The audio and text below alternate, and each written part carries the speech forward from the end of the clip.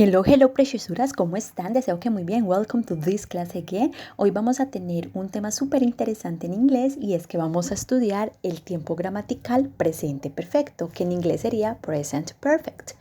Es súper sencillo los contextos de uso, entonces para empezar a enfocarnos a utilizar es muy importante que ustedes sepan que para la estructura gramatical ustedes tienen que usar el has o el have, pero en este caso esta palabra no sería el verbo tener como lo conocemos, sino que significaría a o an.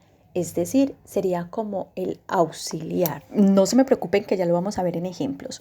Entonces, luego de este auxiliar has o have, yo lo voy a seguir llamando auxiliar, vamos a colocar el verbo en participio pasado. Y ustedes dirán, pero ¿cuáles son los verbos en participio pasado? Sencillito, muñecuras. En inglés ustedes van a encontrar un montón de listas donde van a tener estos verbos. Por ejemplo, en esta imagen ustedes ven que en la primera columna están los verbos en presente, en la segunda están los verbos en pasado y en la tercera están los verbos en pasado participio. Esta tercera columna es la que ustedes van a utilizar para realizar estas oraciones en presente perfecto.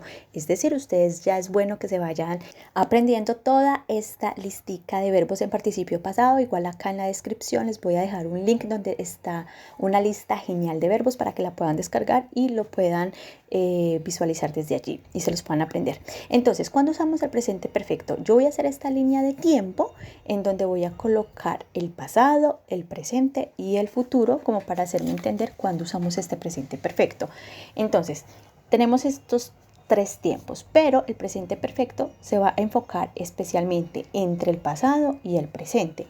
¿Por qué? Porque este presente perfecto lo vamos a usar para dos situaciones y la primera es para expresar experiencias que se han tenido o no se han tenido en nuestra vida, en nuestra línea del tiempo de la vida, ¿cierto? Aquí, en este tipo de oraciones, no es necesario decir el punto exacto cuando ocurrió esa experiencia, ya que no es importante. Aquí el foco está en decir cuál fue esa experiencia y ya. Y el segundo contexto de uso es para hablar de una acción que empezó en el pasado y continúa en el presente, o esta acción empezó en el pasado y sus efectos aún se ven en este tiempo presente. Entonces aquí, en esta línea del tiempo, vamos a suponer que una acción ocurrió en este punto exacto y que sus repercusiones continúan hasta el día de hoy o que esta acción se sigue haciendo en este momento. Entonces aquí voy a colocar el numerito 2, que sería la segunda situación en la que usamos este presente perfecto.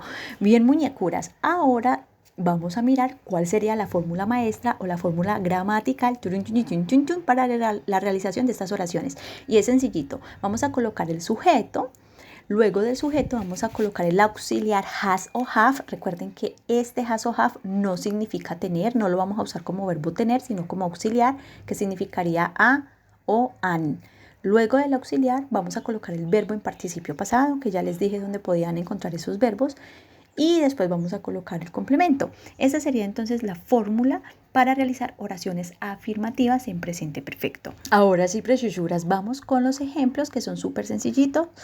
En este caso, para realizar oraciones afirmativas, y vamos a empezar haciendo ejemplos con nuestro primer contexto de uso, que es para expresar experiencias de nuestra vida o de la vida de alguien, sin importar o sin poner el foco en cuándo ocurrió esta experiencia. Entonces, vamos a realizar nuestro primer ejemplo. Supongamos que yo voy a decir en inglés: mi hermano y su novia han trabajado en Samsung, en la compañía Samsung.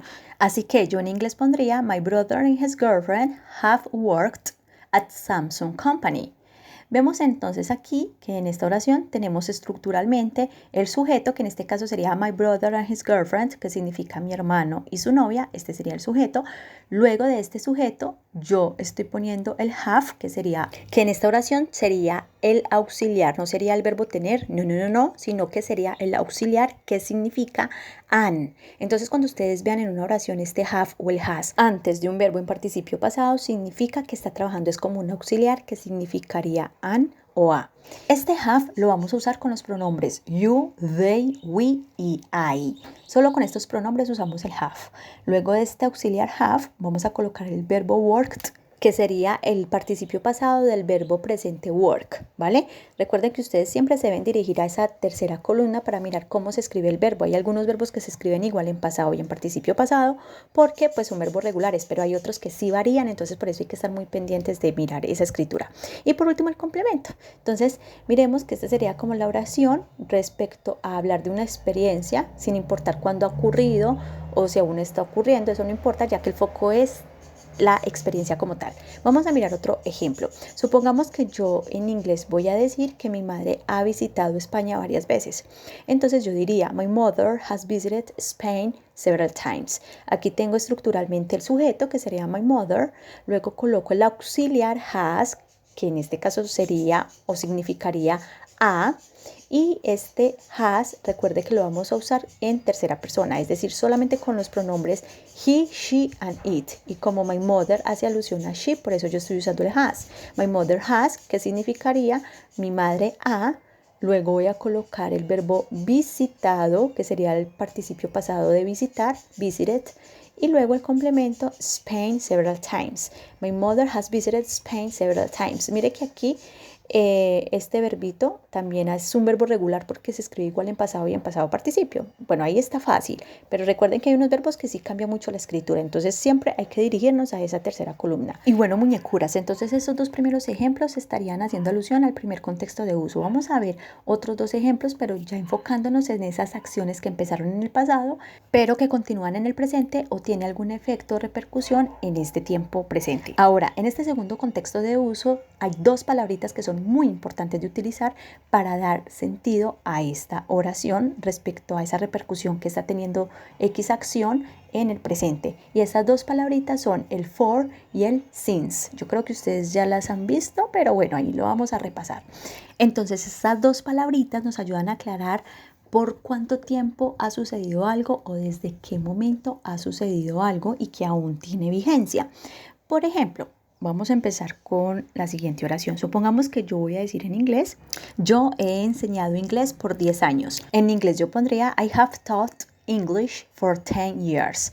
Entonces miremos estructuralmente que aquí tengo el sujeto I, luego coloco el auxiliar have, que en este caso significa he. Yo he enseñado, ¿cierto? Ahora, ustedes también pueden encontrar muchas veces la contracción del sujeto, del pronombre con el have. En este caso yo podría decir I've. Sería la pronunciación para la contracción, ¿sí? Pero significa lo mismo, significa I have. Luego coloco el verbo en participio pasado de enseñar. En presente es teach y en participio pasado sería taught. Entonces I've taught English for 10 years. Miremos entonces que en este complemento estoy ya especificando por cuánto tiempo he enseñado, ¿sí? Entonces aquí voy a utilizar ya el for para hablar de este periodo de tiempo en el que he enseñado inglés. Este for significaría por 10 años, también puede decir por 10 meses, puede decir por 4 minutos, por 5 segundos. Bueno, ahí ustedes pueden variar. En vez de decir años, pueden utilizar otras palabras de tiempo, como años, meses, días, minutos, etc. Bien, preciosuras. Ahora vamos a mirar un ejemplo, pero usando el since. Entonces, yo voy a decir en inglés, Cindy ha tenido 3 gatos desde que ella era niña. Yo pondría en inglés, Cindy has had 3 cats since she was a child. Vemos aquí entonces que tenemos el sujeto, que en este caso sería Cindy, sería nuestro sujeto. Luego del sujeto vamos a colocar el auxiliar, que sería has. ¿Por qué? Porque está trabajando con la tercera persona, que es Cindy. Cindy significaría she. Entonces colocamos has, que en este caso significa a.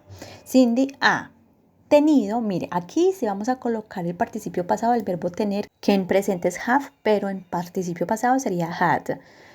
Cindy ha tenido, y por último el complemento, 3 cats since she was a child. Entonces miremos que aquí estoy colocando el since para referirme desde qué momento, porque el since significa desde qué momento Cindy ha tenido estos 3 gatos, y lo cual me da a entender de que ella todavía lo sigue teniendo. Entonces miremos que este for significa por y el since significa desde cuando los usamos en las oraciones en presente perfecto. Bueno, muñecuras, esta sería la explicación del presente perfecto en esos dos primeros contextos de uso. Ahora, tenemos otro tercer contexto de uso que es muy sencillito, y es cuando vamos a hablar de acciones que justo se han realizado hace poquito, recientemente. Es decir, cuando hablamos de acciones que se han terminado de realizar hace poco. Por ejemplo, yo voy a decir, ella justo ha escrito el libro, es decir, hace poquito. Yo diría en inglés, she has written the book. Ahora, para yo dar a entender de que ella ha escrito el libro hace poquito, hace poco, yo debo colocar la siguiente palabra y es just. Esta palabra yo la voy a colocar entre el auxiliar y el verbo en participio pasado. Entonces, cuando yo diga esta palabra dentro de la oración en presente perfecto, la otra persona va a entender que esta acción ha ocurrido hace poco. La oración que yo diría sería she has just written the book. En este caso, ella justo ha escrito el libro, es decir, hace poco. Y eso es todo, preciosuras. Estos serían los 3 contextos de uso en los que utilizamos el presente perfecto. Solamente la clave es que ustedes se vayan aprendiendo esos verbos en participio pasado y pues obviamente sepan utilizar el auxiliar have o has. Así que thank you so much, mis muñecuras, por visualizar. Si el video les fue útil, le pueden dar un like, se pueden suscribir aquí abajito, lo pueden compartir a otras personitas que lo necesiten y pueden dejar su tema de recomendación en la cajita de comentarios. Nos vemos en la próxima clase para ver este presente perfecto, pero en oraciones negativas y preguntas. Bye, besitos.